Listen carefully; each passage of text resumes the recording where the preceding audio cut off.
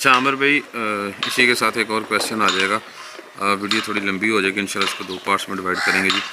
भाई जितना एक थोड़े जैसे आपके फार्म पे एक जानवर आया है थोड़ा वीक है, तो इसी तरह आम दोस्तों की भी कॉल्स वगैरह आती हैं कि जानवर मोटा नहीं हो रहा, हर चीज़ खिला रहे हैं जी जी। तो एक तो इस पे क्या प्रोटोकॉल लगा है, क्या कुछ गेन मिला है नहीं मिला है, तो काइंडली इसके बारे में थोड़ा गाइड करें। जी भाई, अगर एक जानवर जो है उसको खाना पिया नहीं लग रहा ना, तो वो हम पहले उसकी हम 3-4 चीज़ें नोट करेंगे। सबसे पहली चीज़ नोट करेंगे कि उसके मालिक ने उसकी डिवर्मिंग की थी तो किस सॉर्ट से की थी सही, और कितनी की थी। कई दफ़ा ज़्यादा पिलाने से भी जानवर का मसला ख़राब हो जाता है, ये जिगर गुर्दों पर असर करती है दवाई। तो जिगर गुर्दे कंप्रोमाइज़ हो जाए तो खाया पिया लगना बंद हो जाता है। वो फिर हम पहले जज करेंगे उसका कि ये डिवर्मिंग ओवरडोज की वजह से हुआ है या अंडरडोज की वजह से हुआ है। सही, वो मैंगनो का टेस्ट हो जाता है, फीकल टेस्ट।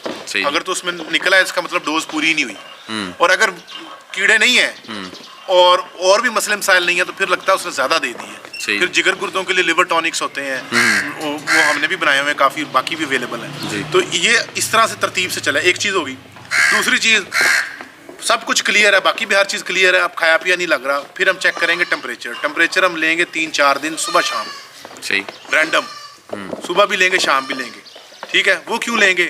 इनके अंदर एक बीमारी होती है, जैसे इंसानों में मलेरिया होता है ना, इनमें बीमारी होती है थलेरिया और बबीसिया, जिसे ब्लड पैरासाइट कहते हैं। और वो सारी इंसानों की मलेरिया वाली निशानियाँ होती हैं, कभी बुखार चढ़ता है कभी उतरता है। ये ब्लड पैरासाइट है, ये खून के पैरासाइट है, इन्होंने भी खुराक लगने नहीं देनी।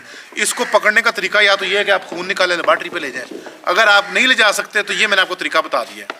अब सुबह शाम 3-4 दिन बुखार लें, अगर बुखार ऊपर नीचे जा रहा है, कभी 105 आ रहा है कभी नॉर्मल आ रहा है जी, तो ये मलेरिया वाली निशानी होगी ना, मलेरिया में भी यही होता है, ठीक है। तो फिर आपको कंफर्म हो गया ब्लड पैरासाइट है, फिर आप उसको ब्लड पैरासाइट के लिए एंटीपायरिन और डिमिनाजीन के साथ ट्रीट कर दें, ऑक्स्ट्राइल के साथ, ठीक है। तो ये दूसरी चीज़ होगी। तीसरी चीज़ इसमें आ जाती है कि जिस भाई के पास था उस भाई को खुराक का ही नहीं था पता, सारा कुछ ओके था, उसको डाइट ही नहीं थी आती कि डाइट इसको देनी कैसे।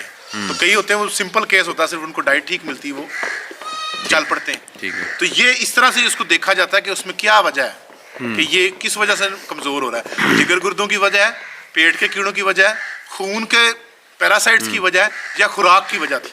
सही है, इसमें से कोई एक चीज़ निकल आती है, उस लिहाज से उसको काम कर लेते हैं उसमें। बेहतर है भाई। अब ये जो नर आपके पास खड़ा है, ये आपके पास कितने टाइम से आ चुका है? तकरीबन 2 से 2.5 महीने से। और पर मंथ भाई इसकी क्या वेट गेन आई है, या सिर्फ जो था वहीं पे चल रहा है? नहीं, ये 40 किलो पे आया था, अब 60 किलो का हो गया माशाल्लाह। माशाल्लाह। तो 1 महीने की क्या वैसे एवरेज निकलती है? 7-8 किलो की आई है। 7-8 किलो। तो अमर भाई जब ये आपके पास, क्योंकि एक वीक एनिमल आया था, तो आपने इस पर क्या प्रोटोकॉल्स लगाए थे? जब मेरे पास ये वीक आया ना, तो मैंने सबसे पहले देखा कि इसको इशू क्या है। सही है। इसके इन चारों में से कोई इशू नहीं था, ठीक है। ये चगाली बार फेंकता था, वो खाया पिया लगता ही नहीं था, ठीक है। सही। तो वो इसका पहले दांत चेक किया कि दांत ऊंचा नीचा नहीं है जिसकी वजह से चगाली बार फेंक रहा है, वो इसका क्लियर आया।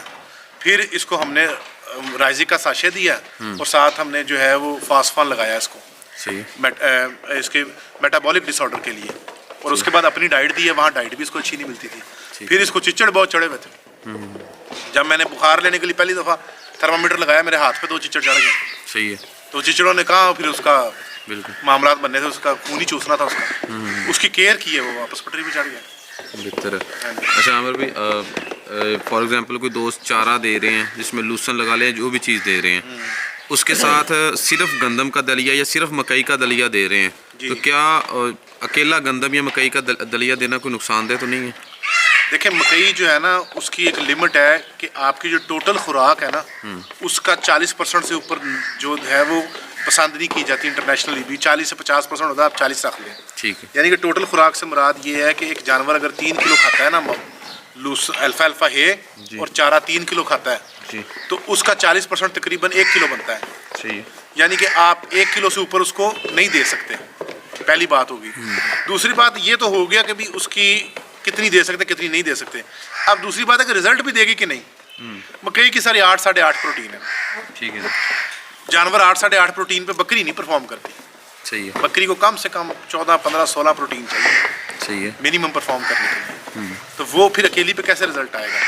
या तो आपका चारा बहुत तगड़ा है ना, लूसन शूसन है आपका 18-19 प्रोटीन वाला, तो साथ आप दे रहे हैं, फिर तो शायद कवर हो जाए थोड़ा बहुत, लेकिन मुश्किल सी बात है, उसमें एनर्जी तो मिल जाएगी मगर प्रोटीन पूरी नहीं होगी, सही है।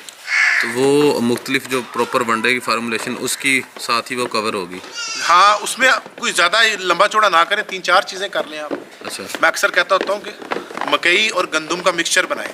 ठीक है। एक स्लो रिलीजिंग एनर्जी है, एक फास्ट रिलीजिंग एनर्जी जी। है, इनका कॉम्बिनेशन बड़ा अच्छा रहता है। ठीक है।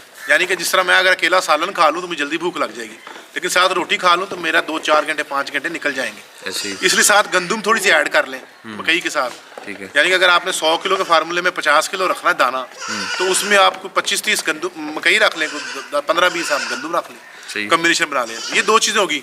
तीसरा, आप हजम कराने के लिए कुछ छिलका रख लें, कुछ चोकर रख लें। चौथा, आप खल डाल लें, प्रोटीन बैलेंस हो जाएगी। कुछ नहीं कर सकते, इन 4 चीज़ों का आप बना लें मुरक्कब। सही है।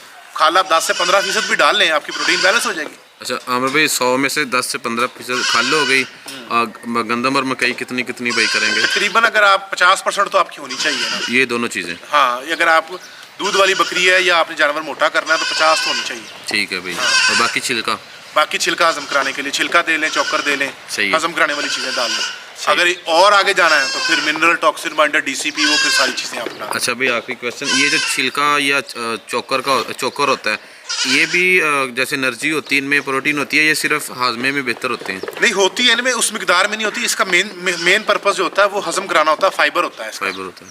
सही है। ताकि दाना जो है वो हजम हो अच्छे तरीके से। ठीक है ना, वो इस तरह इतनी इतनी मोटी मेंगन निकले। सही है।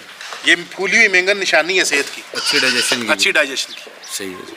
चलें जी, शुक्रिया। तो ये थी जी आज की वीडियो। होप सो काफ़ी चीज़ें सीखने को मिली होंगी। एंड करते हैं जी, मिलते हैं नेक्स्ट वीडियो में। तब तक के लिए अल्लाह हाफ़िज़।